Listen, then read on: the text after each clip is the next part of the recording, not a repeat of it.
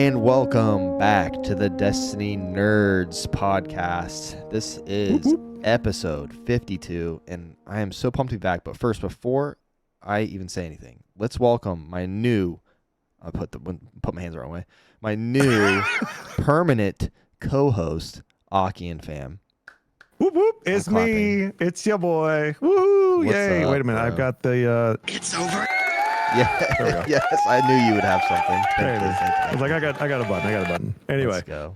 yeah. No, I love that you said permanent co-host. Yes, I have been a guest on the Destiny Nerds before, and that was a really, really good show. I had a great time hanging out and chat with you guys and nerding about it. But yeah, we Bearded Luke and I have been in talks for a little while about bringing the podcast back, and really excited. And I think it's at the perfect time to bring this back. And you're like, well, Aki, what do you mean it's the perfect time to bring it? Destiny's like at the lowest point ever. I think there's no better time to come and talk about all things Destiny and be real about Destiny, and hopefully be a light and a positive influence and voice in this space, because I feel like we need it at this point. Yeah, if there's any time for us to be actual Destiny nerds, it's during the dark times when nobody wants to play Destiny. So the people that are here listening and watching this podcast, you are true Destiny fans, and we are so happy to have you. Right. Before we get into too much, I do want to honor the last co-host we had,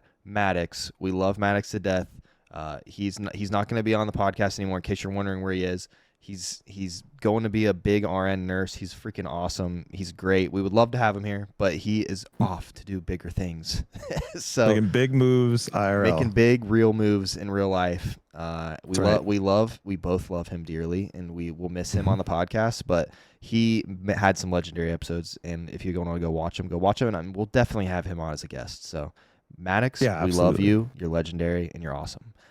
Aki, dude, this is so fun. I can't wait to talk to you.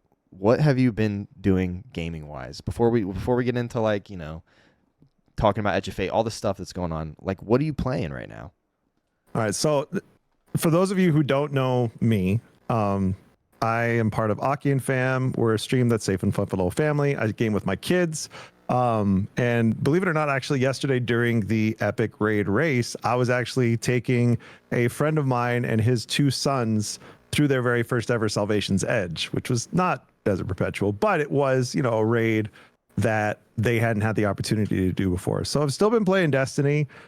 Still been playing. Honestly, the only thing I've been logging on to do in Destiny is raiding, because I love raiding. It's a big part of what we do. So if you guys are listening to this and you're like, I want to raid in Destiny, come by anytime. We love to take people through raids. They're very good at teaching raids. I've only done the new raid once, and they rolled me through it like it was nothing. So, but we made sure that you learned how to do some jobs. It's actually the first time I've done a raid in years where I rolled in there and they weren't just like, Luke, do ads. You actually showed me how to do the raid. No, you got to understand. It's no fun to just do ad clear. It's way more fun if you get to learn how to do the actual mechanics and experience the raid. But I agree. Beyond Destiny, I've been playing a lot of Final Fantasy 14. Have actually started raiding in that game. I have a Savage static where we're trying to work through and do Savage is like the higher tier, almost like I guess master raids in Destiny. Savage in Final Fantasy is very similar to that. So it's some high tier raiding, fun content. We're just having a good time with friends, playing story games. Been playing this game called Mega Bonk, which is hilarious and just off the wall, goofy. And then Donkey Kong Bonanza with my youngest, that's been a really good game. I got that game, and I have only played it for I got it when we were flying, and I actually downloaded it at the Chicago airport somehow before my next flight.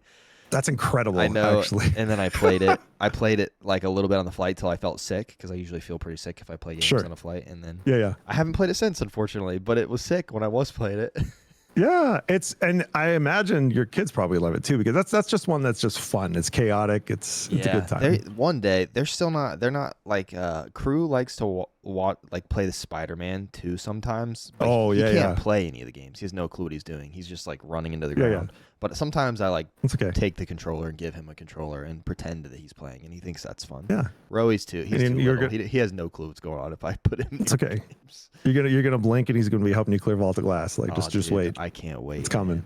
I can't. What about wait. you, dude? What you been playing? Off I haven't been playing outside of Destiny, which Destiny. is funny since this is Destiny Nerds podcast. I have been on a slight Destiny lull, not because I'm not excited about playing. I honestly just haven't had a ton of time, but I have been playing 2 games. Skate. So EA Skate is in early access. I was play testing it before it went in early access, but now that it's in early access, it's public, and it's really fun, like the gameplay, but it's a little Fortnite looking. Like it's got like a weird art style that doesn't match like the older games, and skate. There's not a lot of actual skate culture. It's honestly like the problem is the game's so fun, in my opinion, but EA is like so awful about like microtrans. Like it's like $5 to buy like an in-game pair of shoes that you can't get by playing the game. So like that's kind of, and it's free. Well, to you're play. a sneakerhead, so Yeah, I and mean you've got to buy them, right? I did. I like there's like a collector. There's like a founders edition that you can buy, and it gives you like clothes that say like founding founder, and it puts your name in the game. Like there's a big thing in the game. So I obviously bought that, and it gave me the Sandman bucks, which I'm spending on Vans in the game and stuff like Vans shoes. But that's been fun, and it's in early access, and they launched it like this because it's basically like in an alpha right now, and it's just gonna like they're just like doing these crazy updates every so often. But that I've been playing that, and then I always play the new FIFA, which is called FC now, so FC 26.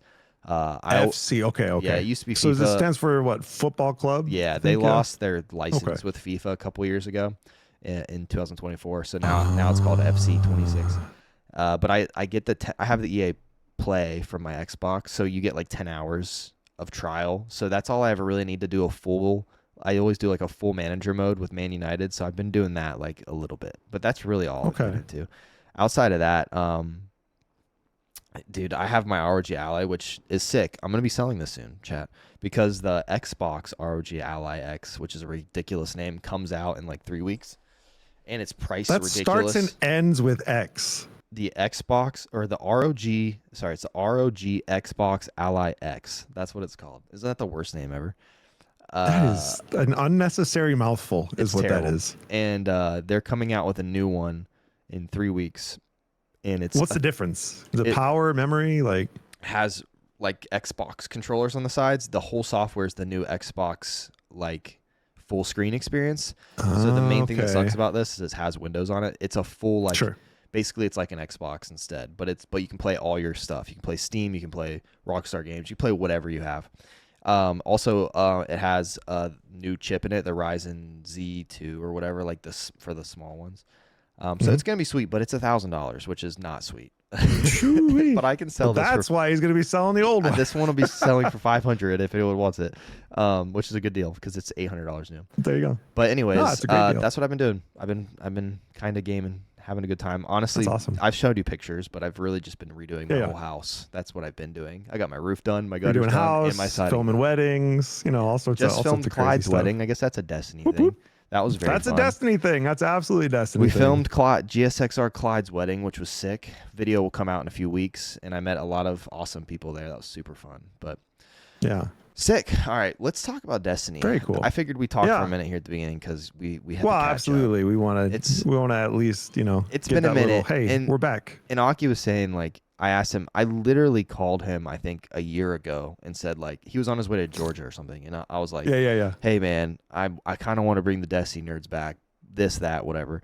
He's like, I'll think about it. And then he said yes. And then it took us a year to do this. So here we are. It's mainly my. Here we are. But we're here. We're here. It's mainly my fault because I don't answer texts very fast, but we made it. It was a busy test. Man. He's a man in demand. If Aki stuck with me all the way till we started, I was like, all right, he's in. I'm in. Listen, you ain't getting rid of me now. No. All right, let's talk about Edge of Fate. So Edge of Fate's been out for a minute, and there's lots of opinions on Edge of Fate. I'd love to give mine, pros, cons. I'd love you to give your pros, cons. Let's talk about it because we haven't got to talk about it on this podcast, obviously, and it's where we're at in the game is Edge of Fate. And I don't really know what the season's called. Is it called Reclamation? Is that what it's called? Or did the season end and it's in another season? We're in Ash and Iron now, right? Okay. So there was the Ash and Iron update that just came out a couple weeks ago. What were we in before? Was that named anything? Because that was a weird little It was Edge of Fate. Yeah, okay. I don't know. Okay, because it's this Edge of Fate. Like, I honestly I'm trying to rack my brain because I know it was literally like a month ago or whatever, 2 months ago. But I'm like, there was so much like sensory overload when it came because so much changed. Like all the armor changed. There's this new tier system. There's a portal. They got rid of the directory. They did keep it in there, but they made it like less saturated. They made it like grayscale. Yeah. And for like when I first got into Edge of Fate, I genuinely, and I played through it, and I honestly thought it was really fun. And I still sit to it. I feel a little differently now after like a month or two. Sure. But I think like getting into Edge of Fate and having a bunch of changes of quality of life was fine. Like I actually don't care that much about quality of life, to be honest with you, because I'm so much of a casual Destiny player. I don't know what I would call myself because I'm a casual, but then every once in a while I'll play for like 60 hours in a row or whatever of days, you know what I mean? And then you were very dedicated to getting seals and things like that. Like there's definitely like areas of Destiny that you focus and you hone in on. Like for me, it's raiding. Yeah. Literally, if you look at my Destiny time, 48.7% of my time in Destiny is in raids. That's like if you look at the overall time, like I spend the bulk of my time in Destiny raiding. Which really sucked with Edge of Fate because basically only one raid was relevant now, and all the other raids in the game were like that was the weird stuff. So I got in Edge of Fate, and I really actually enjoyed, like, since they didn't do a Destiny 3 and Final Shape ended and they decided to keep this going for whatever reason, they did a good job at keeping like upping to a new story, like opening up a new world, which is like, absolutely. I'm not going to spoil it because I'm sure it's probably still too early to spoil maybe, but there's a forward story. You know what I mean? That's not like I was there was a 10-year saga that was completed with Final Shape, and now there's a new chapter. Yes, and it makes sense so far.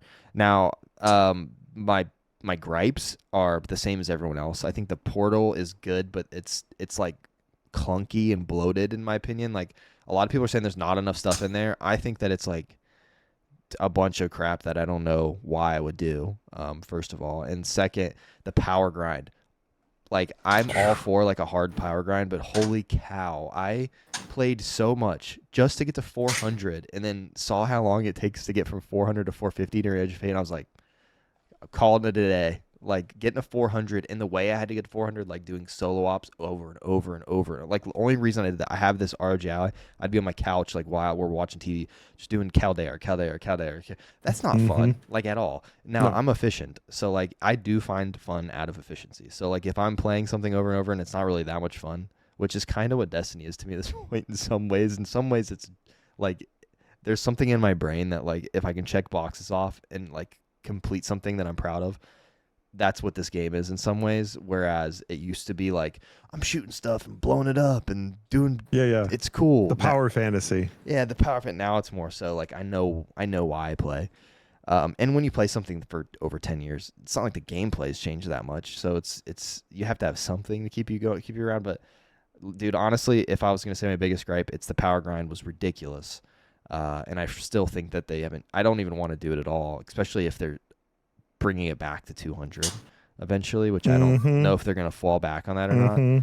And truthfully, I don't love the tier system because it takes so dang long to get to the higher levels where you can get the high tiers. It's just, I don't know. It started off as a really fun, I'm pumped about Edge of Fate, and then it kind of went like, whoo, into like I think this game has lost its identity a little bit while trying to find its new identity. So that's where I'll leave it. Let's hear from you. I want to know what you think about it. It is an interesting thing. I think that, if we look at, let's say, like a trilogy of movies, there are many trilogies of movies where the second movie in the trilogy is the weak link. And it feels like that's kind of what Edge of Fate is in Destiny right now. There's been this, there's these peaks and these valleys and these peaks and these valleys. And I really feel like Edge of Fate started out the gate strong. And I'm gonna start with my cons, and I'm gonna come back to what I like about Edge of Fate, because I feel like that's a good kind of sandwich it in. So a lot of the things that you touched upon, the fact that the director out the gate was desaturated so heavily, and then there was just the portal. The thing about it is the portal only had the new destination and the new raid. And then obviously all of the little like activities that you could pick from. None of the other raids were in the portal. None of the other dungeons were in the portal. So if they were going to get rid of the director, it just felt weird, because to do anything else other than just the brand new stuff, you had to go back to the director, which looked ugly, and then, you know, go do your stuff, which only gave you 200 gear, didn't give you any sort of powerful or pinnacle drops, didn't do anything to enhance your progression. Because at the very least, in like previous Destiny expansions, there was a rotating dungeon, there was a rotating old raid, there were older activities that you could do that were team-based activities to power level. Now, to be fair, there are fire team activities that you could do. There was Encore, which quickly got patched because it was giving out too much loot, apparently. And then, you know, there's other random fire team pinnacle activities that you can do.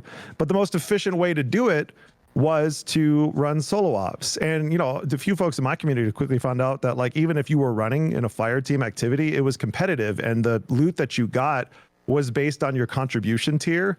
And unless like you were just super crazy popping off, you got less loot than the people that you were running with, which was kind of a silly system. Like, I understand that's meant to prevent people from AFK queuing and just getting their loot by not doing anything, you know, just loading in and just sitting there basically, because, you know, some people do that.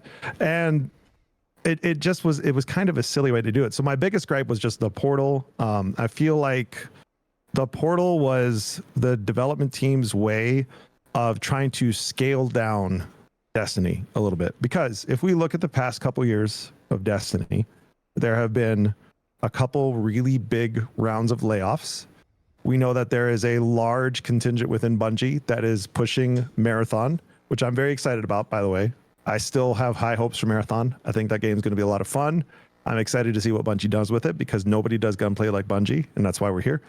But I feel like the portal was like, okay, we're gonna focus the dev team that we have now on this and try to make this thing really good. The problem was it wasn't good, and the activities that were available in the portal were not great. The power grind was abysmal. Like you said, you got the 400. I got the 300 and was like, I can't do this anymore. Yeah, it's tough, bro. I'm tired, boss. It's like a job. It was like making you sweat. Oh man, dude, I'm like, with you. I already have a full-time job and children. I can't also do this. It was the first time I've ever in Destiny been like, I don't think I can't physically get to max power. And with where I'm at in my life, I literally can't. Like it made me sad because I've always been able to do it. So I'm like, this stinks. I'm being limited by this because I don't have enough time.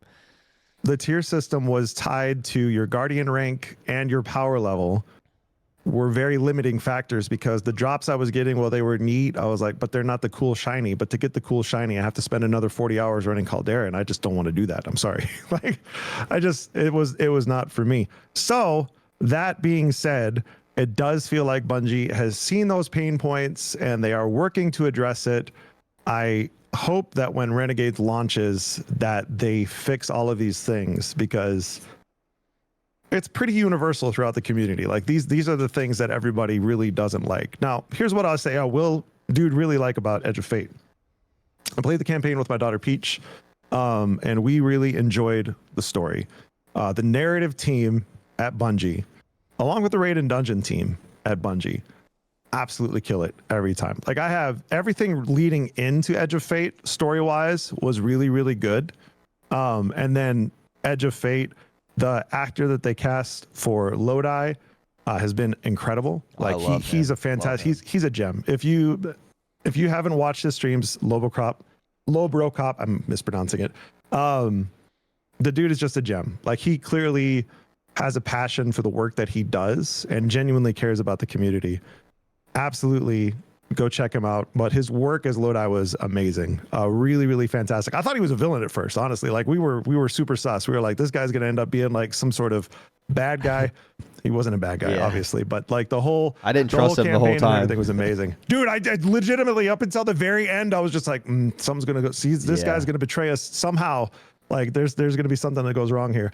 And that is a sign of really good narrative storytelling, because you think things are a little bit different. And I'm not going to try to get into too much of spoiler territory at this point, but the campaign is genuinely, I think, right up there with Witch Queen in regards to stories that Bungie has told that have been really, really good. Like, if we needed something to come after the final shape, we needed a really good story, and we have a really good story. And what's also really cool, because we don't always necessarily get this, We've gotten this in a few expansions, Witch Queen being one of them. Val the Disciple came in, and it was kind of a side story that expanded upon some narrative threads. But there were some narrative threads that directly tied into the Desert Perpetual. And it was a really cool raid, really cool lore, really cool diving into that. And then obviously we saw that turn into, in my opinion, if it's not the greatest raid that Bungie's ever done with the epic raid of Desert Perpetual, it's top 3 for sure. It's incredible. Like it blew my mind watching what they did this weekend. It was really, really cool.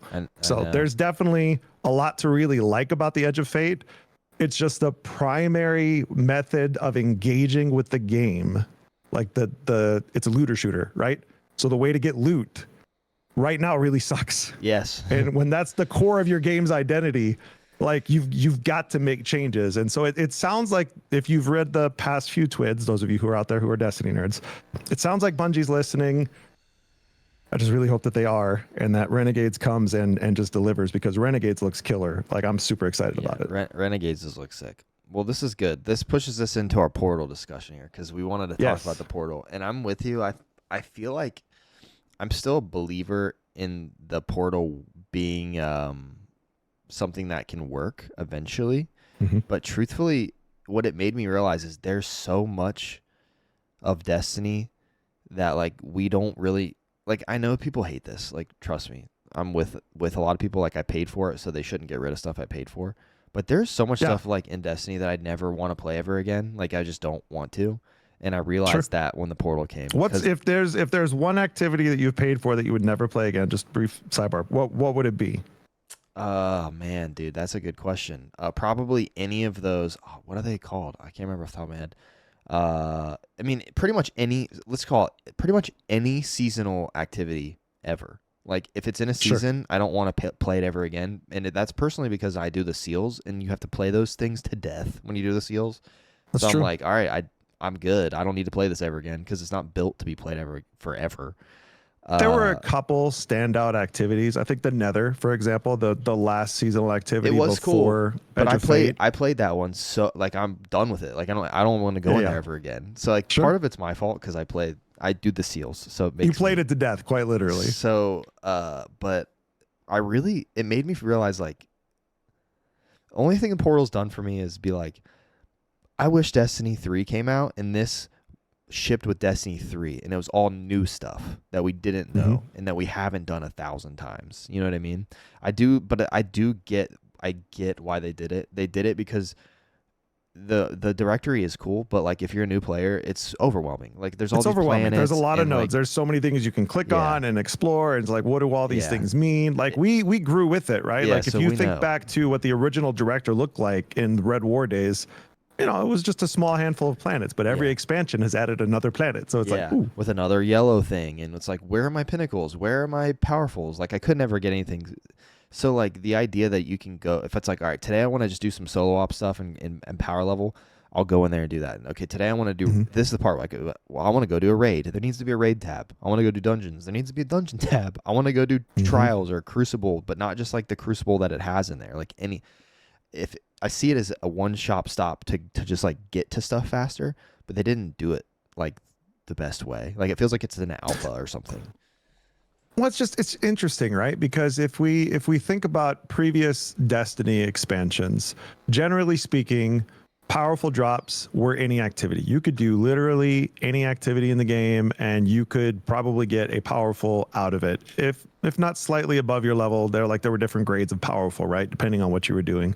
And powerful, well, let's look at, like, I think it was Final Shape was like this. Powerful would get you up to, like, I want to say, like, 1960 or something. And then Pinnacle was only, 10 or so above that. It was always 10. Yeah. Yeah. So it wasn't like this, plus 50 grind, which is just crazy. Hoping 50 with and just having to run +1. these activities with all these modifiers. Like, you have to put yourself at, like, -40 unless you're running just the current gear to actually get the proper benefits out of the Portal scaling. So it feels like it punishes players who don't want to play specifically the way that the Portal is designed to be played. And in a game that encourages freedom of choice and build diversity and experimentation to be pigeonholed into playing very specific ways to complete very specific activities. It just felt very limiting, which I don't think is the spirit of Destiny. And the other thing that, again, this is just me about the Portal, but so much above Destiny and the soul of Destiny is the social spaces and being able to explore the social spaces. Yes. Like Kepler on the whole was interesting, but like, where's my running into buddies and doing public events together? Where's rallying together to do heroic public events and stuff? You see that outside of Kepler. You don't really see that on Kepler. And we did. I don't know. This that. is like the first. It's like the first expansion where you feel almost isolated unless you're intentionally trying to do group activity. And the Portal not launching with a weekly raid or weekly dungeon rotator, I think was a big miss. It just stinks as someone who enjoys gaming again with my daughter, with my family, gaming with people in the other members of the community.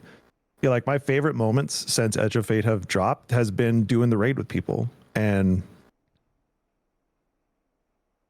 I don't know, it feels like there are other things that are missing that should be there.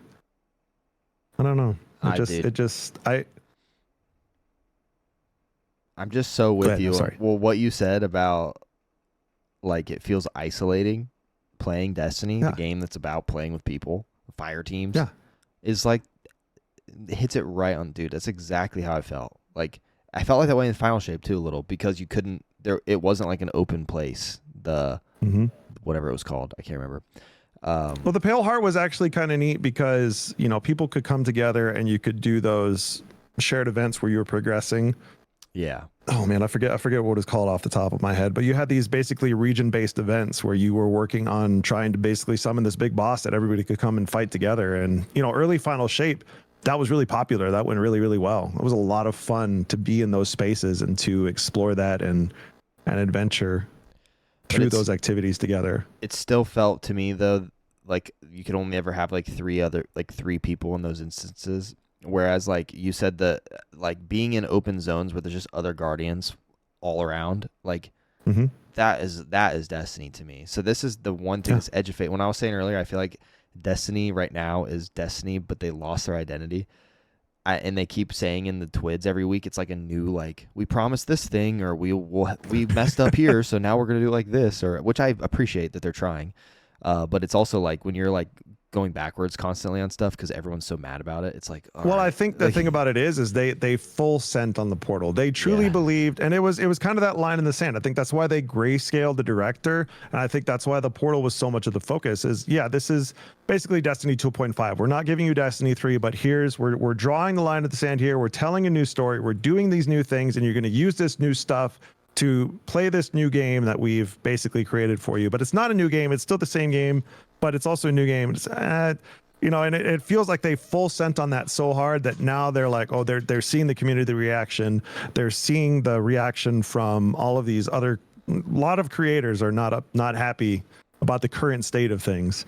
And they're like, well, maybe we need to make some changes. And they're trying to pivot, and I understand the development takes time. Yeah. Let's make sure that we're really clear on that. Like it's not level like this of abuse. And they're done. The level of abuse, the negativity, the comments that the Destiny 2 team have been taking online are just absolutely unacceptable. And there are a lot of angry people online that are forgetting that there are human people, human developers, human individuals that are working on trying to make this a great experience.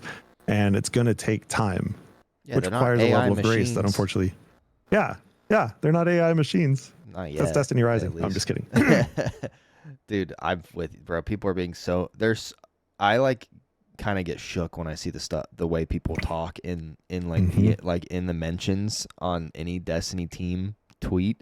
I'm like, what the heck is wrong with you people? Why are you all so mad? Like, we're playing a video game here. All right, it's not that serious. It's awful. Like some of the larger creators that, you know, some of them have been openly critical. They've been really honest about some of the things that they think, you know, being called glazers and like all of the other things that people are saying online. Just some really Bro, they keep saying Bungie's awful paying comments. them. Like Bungie's not. We know Bungie's not Bungie paying is not anyone to paying. say anything Nope. about the game. If Bungie's paying anyone, which it's not even Bungie, if they're paying anyone, they're paying them to just say what they think about it. They're not saying you have to say what you think about it. You know what I mean? Like they're not like, hey, absolutely. say this. And I mean, this at the end of the day, this. if somebody's being paid, there are required FTC disclosures. Like you will see #ad on any post. Yeah. Otherwise, they're going to get gone after. Like that's just a like, hello, brain dead, easy thing to pay attention to. You know, someone's sponsored if you see #ad, #sponsored, #partner in the post, because that's a required FTC disclosure. Otherwise, they get in trouble for it. Yeah. Also, no one's just gonna post random tweets because they're getting paid. It just. Yep. It's this. I don't know what it is. I'm not gonna just try to sound like a boomer over here. Like it's this generation. Like they're dumb, but like this internet generation, bro. They're all everybody's keyboard warriors. There's like no consequences for what they type, so they're just being rude to humans because they're not making the I game. Can just say whatever I want with no consequences. Like I'm just gonna type. If you wouldn't say it, if you were sitting in the same room with them, don't say it. They wouldn't. None of them would. Not one person would say the things that they say to these developers. Which the other thing, like, and I'm not. You call me a Bungie glazer, whatever the heck whatever that even means. I don't know how to develop a game, and it looks extremely hard. And I've played this game for 10 years, and it's been fun. Mm-hmm. And there's been times that haven't been fun and times that are, but it's entertainment for me. Like that's really what it is. I get for the people that it's their job, like it's a little different. So there's a little bit of a difference in the like way that they're gonna react to stuff. But like, sure, dude, like it's just an entertainment form for us to have fun and make friends and have a community and chill and instead everyone's just like up in arms about it, like constantly about like it's way more than it used to be too. Like it used to be like a little bit more grace. Now it's like they didn't do something. Like the things people are probably asking for, the developers are probably like, what do they want us to do? Like what do they think we are? Absolutely, yeah. They're not just magic. Okay, fix it, easy button machines. Like that's just it's not the way that it works. And so I think that better days are ahead, and I do think that the social media sentiment and the way that the people are talking is it's a reflective of the state of the community, and it's a sad reflection of the state of the community because, you know, the way that you and I think and believe and conduct ourselves, we know that sometimes when it is a bad time, that is when we need to be, you know, positive more than ever and encouraging, and like it's okay to voice your criticisms and to do so in a constructive way. It is not okay to be derogatory and attack someone's character or be insulting just for the sake of being insulting. Like that's just that's not going to get you anywhere in life. B, it'll probably catch you a block, and C, nobody's going to listen to you. Yeah. Like you completely invalidate whatever opinion you're trying to articulate when you're using ugly language. They're trying to be edgy, and it's doing nothing. Yeah. You know what I mean? Like the actual adults in the room, we don't care what you're saying. Like, let's just be real. Anyways, all right, let's move on for a second. Before we get into Epic Grade release and some like current, like, because I do want to talk about like this current community and where we're at, and talk about the future of this podcast because we have some cool plans. Let's talk about Destiny Rising because we can't not talk about it because it's happened since the last podcast, which was a long time ago. So I haven't played much of it. So, Aki, why don't you take over and explain? I mean, I'm sure the people listening know what Destiny Rising is, but you've played it a lot more than me. You've played the whole campaign, right? So tell me about it. Played the whole campaign. I have done the raid. I have done the contest mode raid. I have done a lot in Destiny Rising. Destiny Rising, for me, reminded me a lot. And a lot of the things that I've said are my current gripes about Destiny 2 are because I've experienced some of the Destiny magic in Destiny Rising. Now, to be clear up front, Destiny Rising does contain some AI voice acting and some AI art assets. Neither of these things I think are okay. I hope that NetEase eventually replaces those. That being said, there's a ton that you can do in the game for free. You can do basically the entire game for free. You don't have to spend a dime on this game to play it and to enjoy it. The gunplay, obviously, it's a mobile game. It doesn't have that Bungie feel when it comes to the actual like gunplay. I did notice that when I played for a minute. I was like, okay, this feels like I'm playing a PlayStation 2 game a little bit.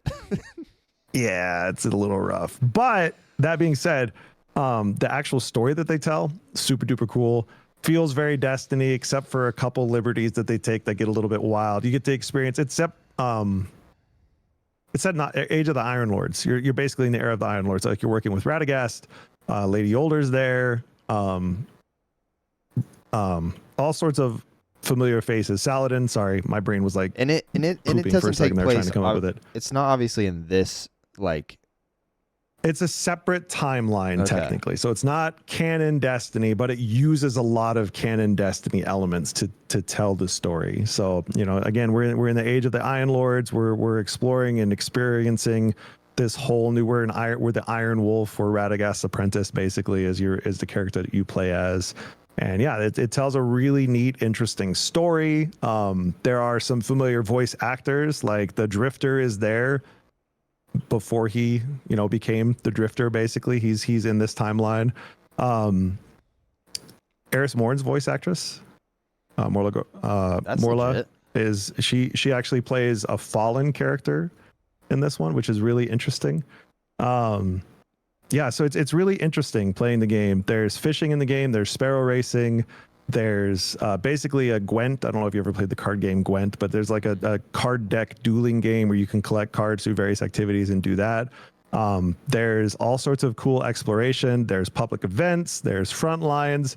There is that sense of, and I've run into other creators in the space. I'm like, hey, I know you. Like, we'll just literally be wandering around like the central social areas and like interact with each other in game. And I've done some of the dungeons. There's like a take on Gambit. There's obviously some PvP, which is kind of busted in a mobile game. It doesn't work super duper well. But the raid is really neat. It has actual mechanics where you have to work together and communicate as a team. But everything that's in it uses like a ping system where you can kind of talk to each other without voice comms, which is done really well. And the contest mode raid was a lot of fun. Like it felt like an actual contest kind of experience. Stuff hit really hard. You had to be mindful about your placement, what weapons you brought in, what characters you brought in. Made sure that your team composition was suited for the activity. So it's really fun. Obviously, it's still pretty new. It's like, I want to say like a month and a half old at this point. But I think it's really good. I think it has a future. I do think that there are portions of the Destiny 2 community that haven't really latched onto it. For those of you who know Bungie and know the Destiny fan base, a lot of people aren't fans of AI voice acting and artwork, and that's prevented a lot of, I think, of your core D2 community from engaging with it.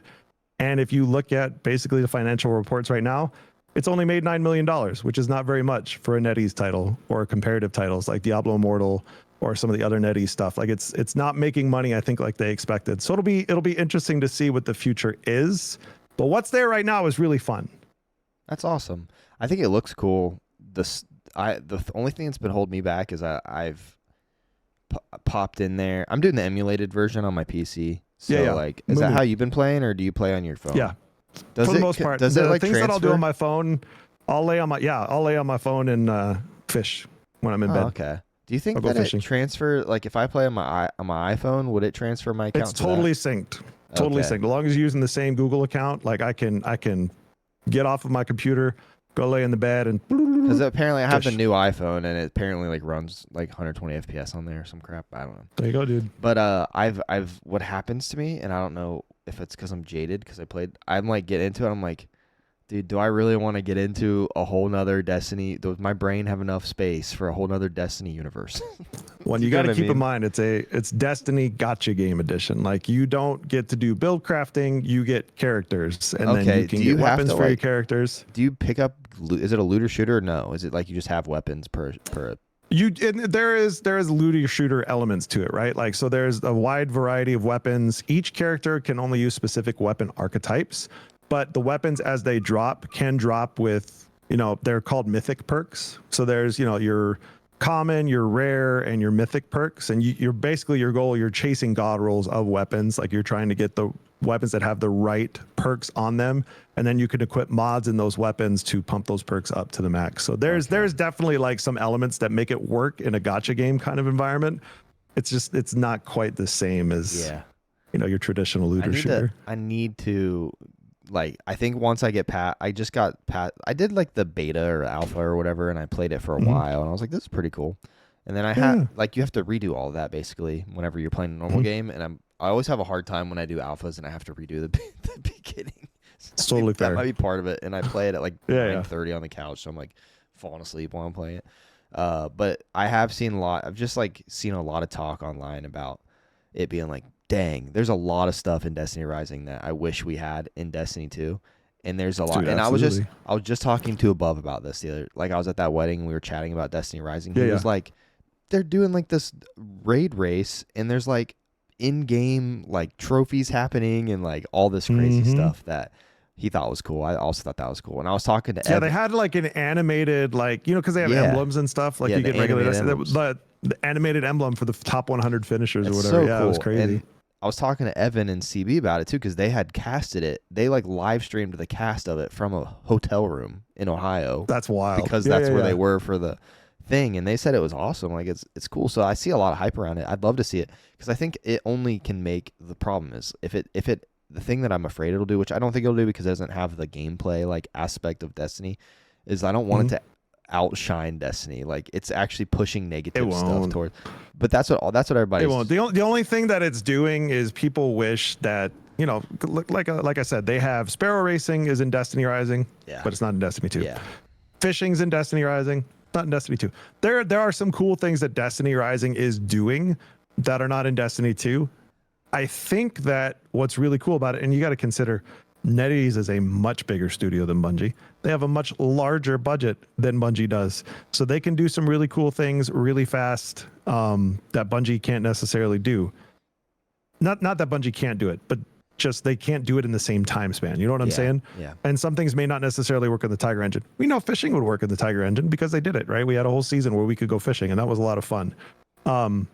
But how do you iterate on it? Like how do you make it a Destiny part of the core Destiny experience and make it rewarding? And I don't know, it's interesting. There's all sorts of neat little things. Like there's cats around the social spaces, and the fish that you catch, you can feed to the cats to get presents from the cats, and so all sorts of neat little things like that. And there's hidden loot chests in the wild, which again, something Kepler was missing. You know, I remember finding Cade's secret stashes back in the day. You know, like the stuff like that. Like that's what makes Destiny to me. And so there's a lot that Destiny Rising does really well for the core Destiny 2 experience that Destiny 2 isn't doing at this point. So there's definitely a little bit of it's an interesting stew if you play both games, because you're like, man, this would be so cool in Destiny. That's what I'm picturing that as I see people talk about it, because I just haven't played it much of it. But I also am like a graphics snob, and it kind of looks like a mobile game to me. I mean, it's pretty. I do think it's pretty, does. But it's definitely it is a mobile game, so it is what it is. So you have to kind of like take that for what it is. It's not like a AAA. Yeah, it's designed to be played on a phone screen or a tablet, not your gaming Not PC. My 4090. It's not supposed to be playing. I'm not designed for that. No, it's not really designed for that. Awesome. Well, we'll keep. So this is Destiny Nerds, so we will keep that. I didn't even think about that until right now. Like Destiny Nerds, Destiny Rising is a Destiny game, so we will keep that. Yes. We'll keep that in the loop. Which is actively pushing out content. We could talk about Destiny 1, but there's been no content for that for 7 years. They don't put nothing out. Yeah. I do pop in there every once in a while because it's just for nostalgia. Hey, listen, Ash of Iron brought the Plague Lands back. It's like the sad Plague Lands. Listen, it's kind of like Spirit Halloween when it's not Halloween. Yes. You know, they temporarily it's like if it's not Halloween and Spirit Halloween is supposed to be there, it's just this empty kind of portion of the mall. It's the empty 100%. Version of the Plague Lands. That is so true. I haven't even played one of those yet. I popped in once. Like that's how little. I'm like level 6 on my season pass for Ash and Iron. Oh, bro, you got a lot. You got to catch up, man. I have not been in there. Like I literally got on there today so I could buy the Taken ornaments because they looked sweet. I had to get them. Oh yeah. But anyways, all right. So let's talk about the big. This is the big thing for the rest of the podcast. We got a little time left. Let's talk about it. Okay. Yesterday, well, as of right now, yesterday was it yesterday or was it the day before? What day? It was yesterday morning. Yeah. Yesterday. Yesterday, the epic raid for the season was released. It's the first time we've ever done an epic raid, and they did a 48-hour contest, world's first race. So it's like the real deal. So technically, right now it's still contest mode. Yeah, so if it's still happening. Yeah. If you want the emblem, you could still go right now. Yeah, go get it. It was a real race, like actual race. Yeah, it was. It was a real race. And there was a lot of drama behind it going into it when it came to like Absolutely. There were a lot of people that were like, why are we going to, they already got the belt once. Why do we got to go back and get the belt again? Yeah. And I don't think they realized it was going to be like an actual different kind of raid. But I don't think anybody realized it. If you look at the social posts beforehand, everybody was kind of like, I thought it was going to be like, man, maybe there's some new fresh colored sand in there. Yeah, I did keep seeing that. Nah, they did a whole. Yeah. So tell me what changed. But first, who won? So Salted Greppo. It's funny too, because if you look at every single reprised raid, like all the raids they brought back from Destiny 1, and then obviously now this is quote unquote a D2 reprised raid, right? Because it's the sequel to the Desert Perpetual, basically. Salted Greppo and his team won the raid race, and it was wild. It was really close. I thought ATP was actually gonna beat him to the punch. It was really close at the last minute there, but GG's to Salt and team. I love to see Salt win. That's 5, right? It's so cool to me because. Yeah. You think about, like, some people made the comparison to Tom Brady. Like, Tom Brady played on so many different Patriots teams. The common thread was Tom Brady, right? And, Bill Belichick, but that's beside the point. Anyway, the common thread on all these teams, like Salt's teammates, a lot have left or other things have happened. The common thread has been Salted Greppo. Like he has led these teams to greatness. He has coached them to greatness. And there's a reason his voice is respected within the community. Like, dude knows what he's talking about. He knows the game. He understands the fundamentals behind being successful in a day one contest raid race, because he's done it 5 times in a row, which is not in a row, but 5 times overall. It's just crazy. Yeah, dude. 5 times it's amazing. And I did see, and I want us to talk about this too real quick. What was it? It was Prestige Leviathan, I think. They had a race, but they didn't get.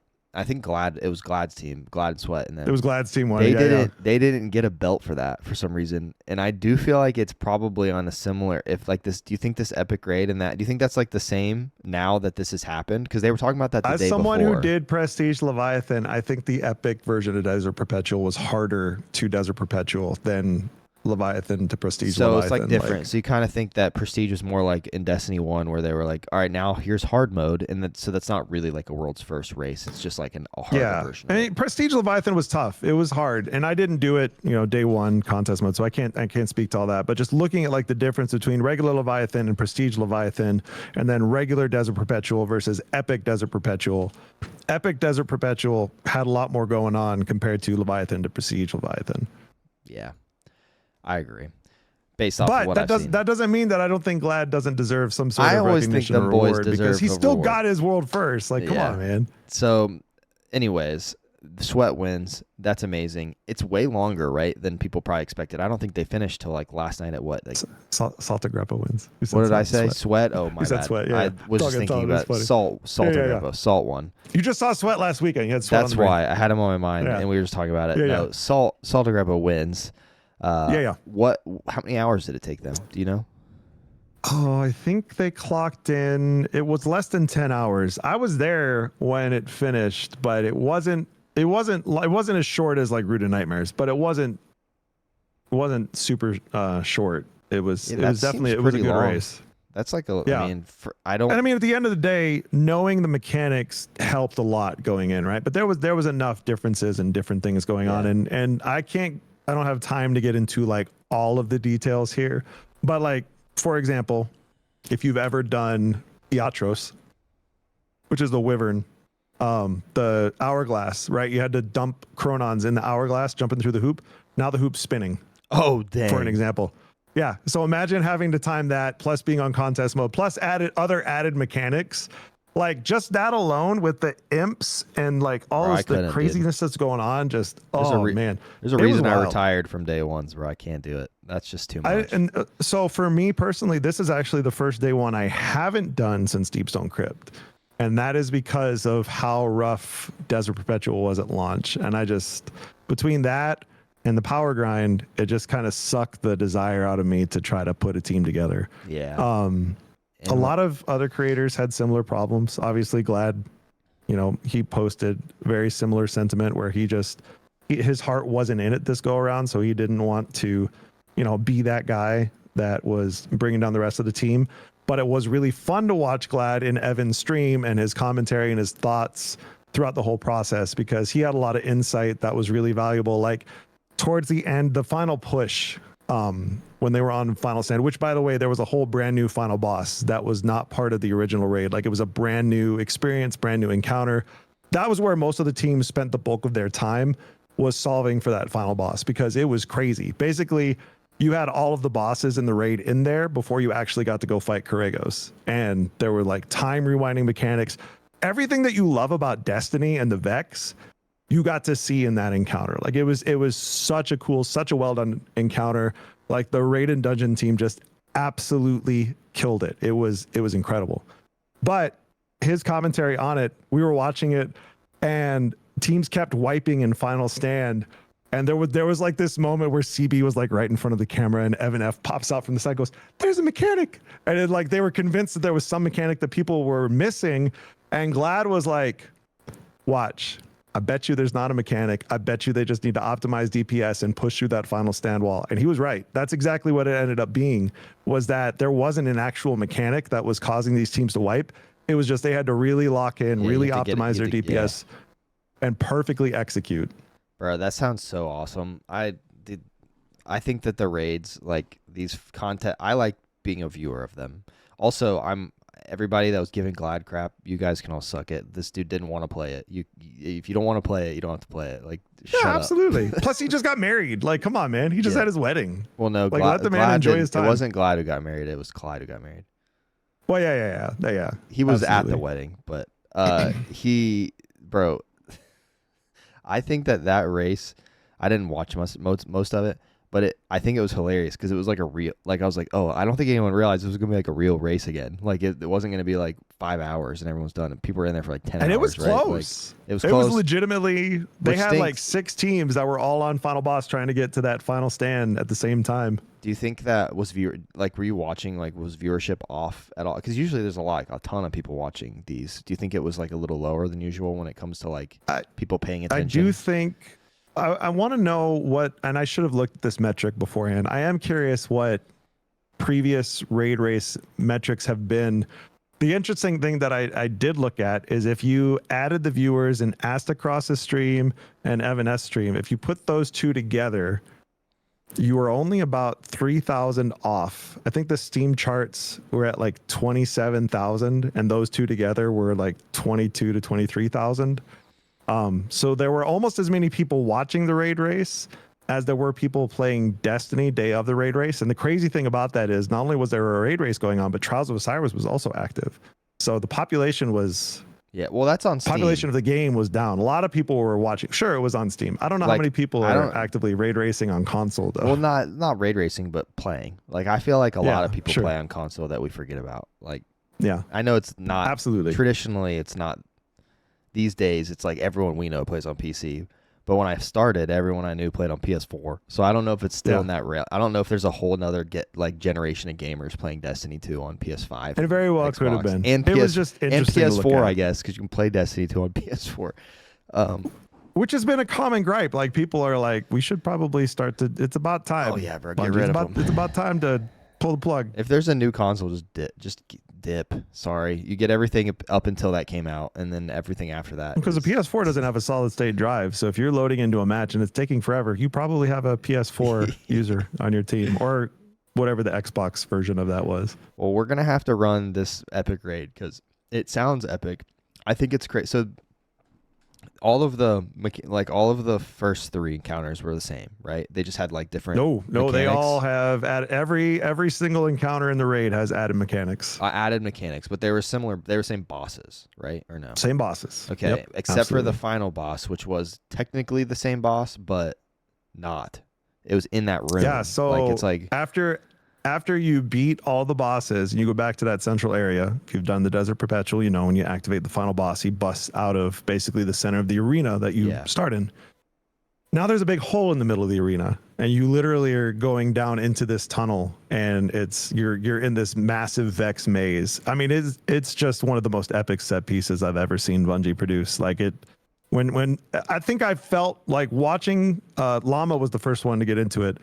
Watching Llama walk into it, must have felt like what people felt like going into Vault of Glass for the first time, because it was just so cool. It was really neat to watch, and just that sense of discovery, man, that's the magic that we've been missing, I think, in Destiny. And so I just big kudos to Bungie, big kudos to the Raid and Dungeon team, because that was absolutely incredible. Yeah, dude. So do you think, I want to talk for a minute about, before we end here, I want to talk about Sure. the community. But before that, do you think, like, or I guess, I think Bungie still has it.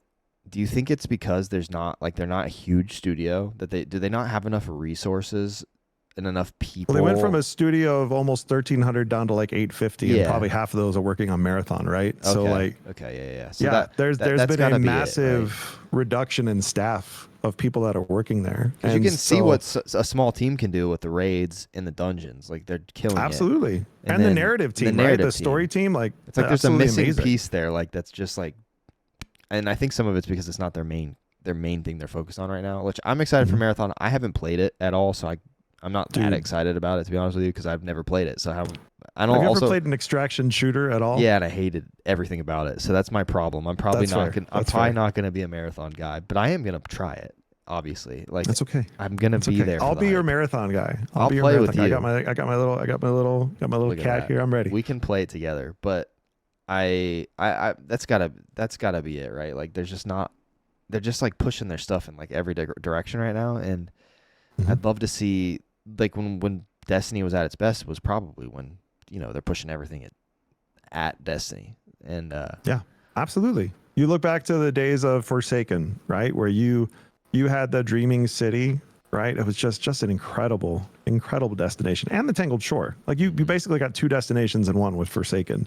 And, there have been highs and lows after that, but Forsaken was just one of those moments you look back and you're like, man, that was incredible. You had Forsaken, you had Witch Queen, you had Final Shape, and it's almost like the Microsoft cycle where you have, Windows 8 sucked, Windows 10 was great, Windows 11 was and you can go backwards, Windows Vista, trash, 7 was great, so on and so forth. So there's almost like this cycle of good to bad, and it's okay. I that's why I genuinely believe, like, we've seen Bungie come and deliver time and time and time and time and time and time and time again.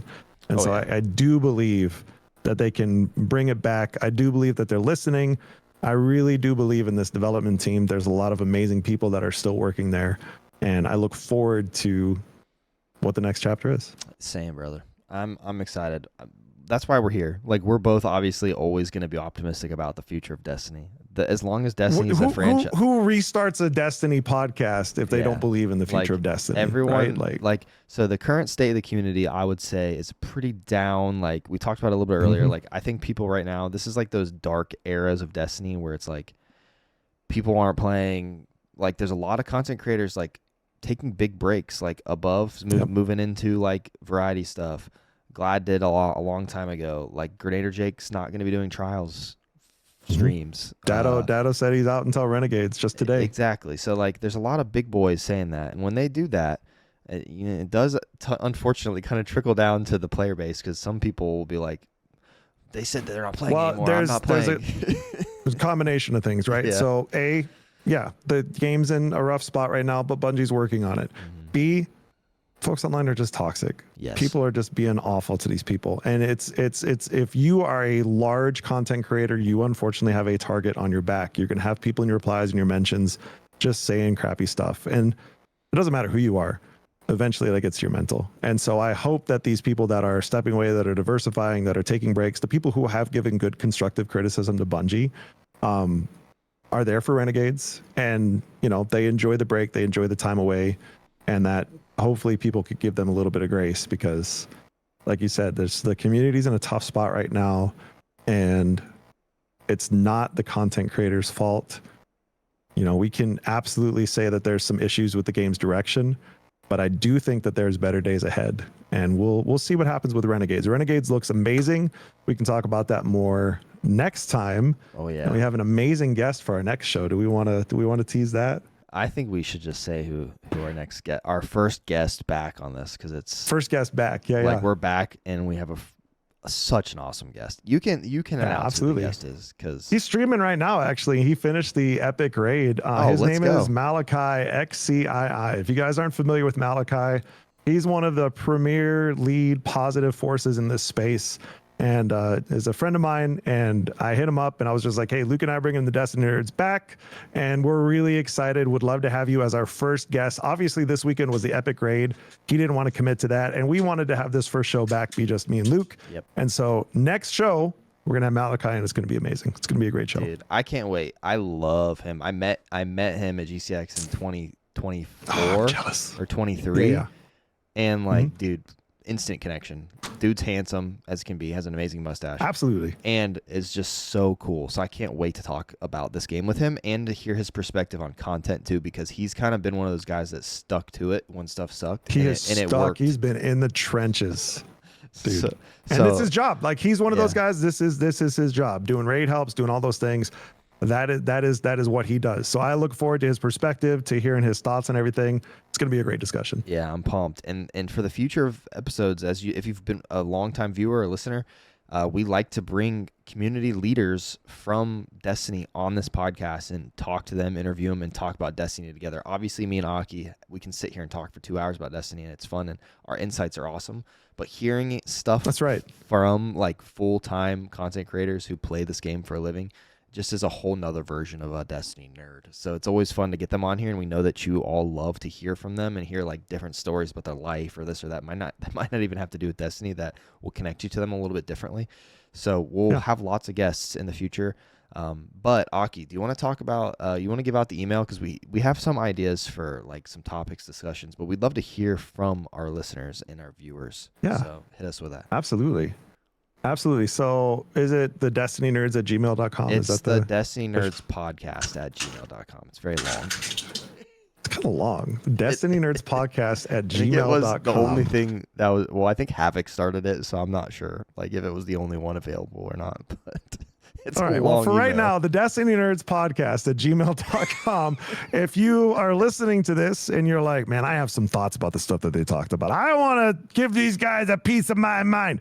Well, just go ahead, email us. Email us your questions, email us your thoughts, email us something that you'd maybe like for us to read. And maybe on our next episode, maybe we'll read your comment live during the episode. This is your chance to be quote unquote famous. Not really, but it's okay. This is your chance. Yeah. Awesome. Well, we did it. That was episode 52 of the Destiny Nerds. Aki, tell us where we can find you on the internet. Yeah, you can find Aki and Fam, Aki, ANDFAM, on all platforms, Twitch, TikTok, YouTube. I stream 5 nights a week with my family. Monday through Friday, we start at 8 p.m. Eastern or 6 p.m. Mountain Time because I'm a little bit west of Luke. And yeah, we play all sorts of stuff. We love Destiny, Final Fantasy.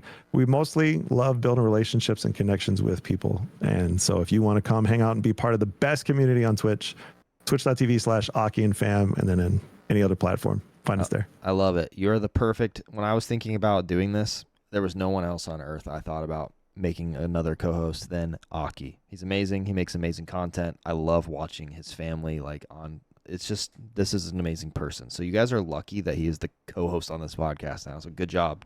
Dude, I'm excited, man. I'm excited. Luke, tell us about your content. Don't end without telling us about yours. Yeah, I'm Bearded Luke. You can find me on the internet, all the places, TikTok, YouTube, not Facebook, and not Facebook. Twitch.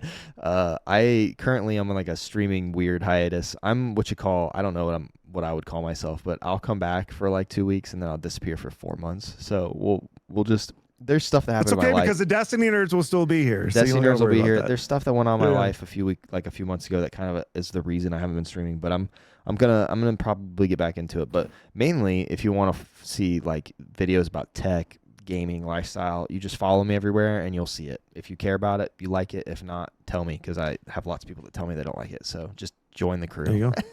Anyways, just be honest. Yeah, thank you so much, everyone, for listening, watching. You guys are amazing, and we cannot wait to see you for the next episode. We love you. Peace out.